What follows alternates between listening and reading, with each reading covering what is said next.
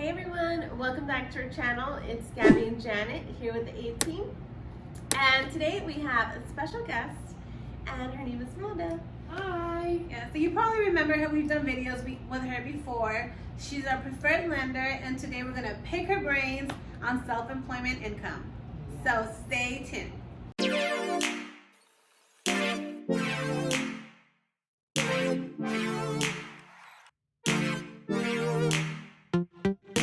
Well, hey guys, like I said before, you probably remember Amanda, and if you're a YouTube follower and you've been connecting or have been working with us, well, you're probably connected with Amanda. She's our preferred lender. We've been working with her for a couple of years now for various reasons. Number one, her trust, her background, and just her knowledge in loans. So we're super excited to have her on the show today and talk about self-employment. So this is huge for us because Gabby knows, as self-employment people, it is not as easy to qualify for a loan. You know, especially for someone like Gabby and I, which we invest in properties, we need to understand the knowledge of, you know, being able to qualify for a loan, which is not easy. So that's why we have Amanda, and she handles all of our personal loans as well. So we're here and we're gonna talk about the types of, I guess, income and, you know, what to do and how to buy the house the right way so it won't be a headache for you or a surprise, in other words. Now we talk about what is considered self-employed. Yeah, good questions. Comes hand in hand. So self-employed is basically meaning that you are fully, what I say is on your own, right? So that means that nobody actually issues you a W-2 unless it's yourself, or you're completely paid through Schedule C income, right? So you have ownership inside of a business, whether that's 100%, 50%, 25%, you're fully vested in something. So that means that usually tax returns are our best friend for income, right? So you're not gonna have pay stubs, you're not gonna have typically W-2s, unless again you pull from the business. So that's really what self-employed income is. It means that you're not relying on another company or individual, it's all you. Awesome. That's great. And then the different types of, I would say, self-employed, you know, clients that we see, right? So we see your normal, you know, Schedule C, where you have individual business returns, individual personal returns. Then you also have people that are, you know, sole prop, right? Sole proprietorship. You also have people that have K1s, right? So if all of those terms are making sense to you, that means you're in that pool of people. Yeah. Yeah. That's great. So I guess one of the best things I can ask, let's go ahead and start from scratch. Yeah. Because I get these questions a lot, and then later on they'll obviously connect with you, so you'll probably know what I'm talking about. But people get to me like, hey, I want to buy a house in Arizona, but I'm self-employed. How do I get started? And how do I know, well, how do I get started? So as a self-employment person, what are the main things that you'll need from them? Yeah, good question. So we always like tax returns, right? That's the biggest thing. If it comes in the beginning of the year, the great thing is that you're actually able to, you know, talk to me about filing taxes, right? So that's the good thing about that. One of those things that we need is the most recent 2 years tax returns. If you did not file for a year, then we need the prior years before that, right? So we always have to make sure we have at least 2 years. Okay. If you go a different type of loan, sometimes you can get by with 1 year, but that means you have to have a length of time in the business, right? So we need at least 1 to 2 years of tax returns actually filed and on paper. In addition, you need to have business bank accounts, right? So a lot of people will be watching this. This is post-pandemic, right? Lending guidelines have changed, and that's just where we're at. That's our new normal, right? So what that means is we really encourage our self-employed clients to actually have business bank statements, because that is now a requirement of actual self-employed loans. Oh, wow. If you don't have business bank statements, then we're gonna ask for other documentation in lieu of that. So that means more documents for you if you don't have that. Okay. So that's something to always think of, because before we never really talked about it, but now we're really encouraging people, because that is something that you're seeing with a lot of self-employed income. That's crazy, because I didn't know that about the bank statements. Luckily, well, not luckily, I mean, as a business owner, you need bank statements, but I do have a lot of people who always inquire, like, they do hair or nails and that kind of stuff, where they might not have the bank statements. So the recommendation would be to basically, if you want to buy a house, just get a bank statement, a business bank account. Right. Sorry, And then do a business bank account, or you can also do what we're seeing a lot of right now is that if they do have personal accounts, we basically need receipts, we need contracts, we need to see that this money coming in is from the business. Oh, got it. Right? So in addition to a profit and loss statement. Ooh, okay. So there's a lot more documentation that it's like our self-employed, clients are facing, but the good thing is it's all at their fingertips. Yeah. You know, they don't have to rely on another company to get a W-2 or more income. True. It's at your fingertips. We just got to figure it out. Right. So- And then another thing that has changed is the length of taxes, because I Yes. know pre-COVID it was only 1 year of taxes and now it's 2. So it's better to prepare now and get those 2 years rolling. So hopefully you can buy it next year if you haven't done your 2 years of taxes. Right. And there are special, circumstances or exceptions, right, where you try to get into that world. So don't get discouraged if you only have 2 years or if you have a year and a half. It's something to where we can still get the ball rolling, right? So in addition to taxes, in addition to bank statements, profit and loss statement is something they're gonna need. In addition to that, we always say it's good to have additional reserves anytime you're self-employed, right? So if you do have money in your stock accounts, your IRAs, your bonds and all of that, we're just gonna ask for that documentation to show that you have, proof of reserves, right? So That's great. Talking to Amanda is always great because, in the end, she's the expert and she's the one that can really guide you. So when it comes to, wanting to prepare to buy a home, are you able to, talk to our clients and just help them budget for them to be able to get to a price point that they're looking for? Yeah, good question.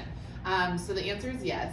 So that's the great news about self-employed clients is that sometimes you don't know what you qualify for because your taxes are all over the place, right? Your expenses, your income, it's just all over the place. So the good thing about us is that, we're able to sit down and really just say, okay, in order for you to get a $500,000 home, this is the kind of income that you are going to need to budget for, that you're going to need to have this, right? So that's definitely something we do with actually probably about 90% of our self-employed clients already. Okay. And it's a great thing to do because at the same time she's able to pull, your actual file and see how much debt you have, how much you need to offset, and so forth. Planning will help you successfully get into a house. Yeah. And what I love too is we've all done that, right? Yeah. So they're not just talking from random, like, I think this is what she does. It's like experience. We just got done with it, a few weeks ago? Right. Yeah, And the beauty about this is that you helped us from scratch. Like, we had no idea where to start or anything. And ever since we got into the investment, with buying the Airbnbs and everything, we really narrowed it down to what we need, and we know the importance of having everything on point, like filing your taxes on time, having your bank statements, and most importantly, like your credit to back you up, Right. So that's always important. Believe it or not, Jen, I don't just sporadically buy a year. We actually pre-plan it in January once we meet with Amanda. Yeah. And then we already know what we're capable of buying for the rest of the year. Yeah. And it makes you, I know a lot of your followers, they love to follow you because of the investments, right? So that's a whole nother video we get to do for everybody. But it's one of those things where when you're serious and you're self-employed and you rely on your own income, you have to set yourself up for the next 12 months. Right. If you don't, so much can happen in a year to where you're not able to build that portfolio. And then all of a sudden you can't do your Airbnbs, you can't do certain things. So I think it's really smart, especially, in your guys' realm to do that. And we enjoy those meetings. We get to literally dream, right? We get to create because it's like, well, if you make this much next year or do this, then you get to have a 7-plex, you get to have your apartment finally. It's a good thing. So another question that I have for you is, what kind of loans do self-employment people get to have? Like, is it a regular conventional loan? Is it a statement loan? Like, what kind of loans are there for them? Yeah, good question. So I say your traditional realm because there's different kinds you can have, right? Non-traditional loans and traditional. So we'll stay in the normal. world over here, but conventional is usually the one that a lot of self-employed clients go for the most. But you can have self-employed income for conventional VA and FHA. They all have different guidelines though. Okay. So the government loans are going to ask for more because that's just what it is, right? So they're going to want more documentation when you're self-employed. Conventional is pretty black and white. And I think that also determines the credit a little bit more than Correct. the income, right? So if you have higher credit, you're typically going to go towards the conventional realm. Right. If you kind of have basically medium credit, you might go more towards the FHA realm because it allows for that flexibility in your credit not to be so high, right? So good questions. Awesome. Okay, and another question, and this one's they're all big. Yeah, right? You know, when you're self-employed, it's not as easy. So, Yes. But you know, as self-employed people, paying taxes can get pretty, hefty. So, what if you owe taxes? What Yeah. route do you take there? Yeah, good question. Sometimes people are scared to talk to me because they owe, right? And they don't want to tell me, right? So, and that's okay. I think half of the world owes the government in some realm, right? But it's how you go about doing that and documenting it on a loan. Our biggest thing that we tell people is if you have not paid off your taxes for what you owed, then what's going to happen is you need to get on a payment plan. That payment plan is going to be reflected in the loan. So let's just say you owe them $10,000 and your payment's $200 a month. Then on your loan, it's a $200 a month payment that we hit you with on your debt to income. Okay, I was gonna say that. Yep. So it goes against your debt to income. Okay. Yes. So it's like having a credit card bill, Yeah. right? Right. We hit you for the monthly Yeah. amount. Same thing with that. But what we ask is for a copy of the payment plan to know that it's legit, right? And then we'll just ask for some type of confirmation from IRS that you're on it. And it's very easy because Oh, all these yes. documents can be Yes. accessed online on Yes. irs.gov. Yep. Yeah, so Mhm. that's amazing. Yeah, so a lot of people think that because they owe, they can't buy, especially my self-employed clients. Sometimes it's like $80,000 that you owe, not because you're trying to, it's just the way the money rolls Right. throughout the year, right? Well, as long as you're on a payment plan and you've made your first payment or you're going to make your first payment once you get to me, then everything's fine. Just has to be Yeah. documented.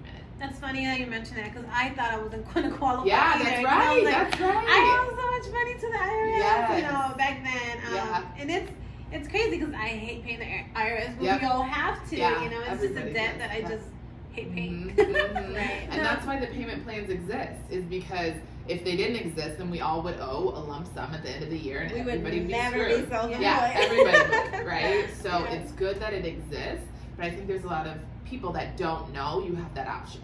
Okay. They just think you have to pay in full and that's it. Oh my Right. gosh, Right. that's great. Yeah. Okay, well, Good these are question. all great conversations. These are all great conversations. Thank you so much for answering all of Yeah, this of because we get a course. lot of questions about self-employment. So if you are looking to buy in Arizona or invest in Arizona and you're self-employed, definitely reach out to us. We have Amanda helping us out on here, and trust me, guys, she's amazing. She'll help you. Thank you. Yeah. So thank you so much for watching, guys. Take care. Again, if you're looking to buy, sell, or invest in Arizona, definitely reach out to us. Bye, guys. Bye.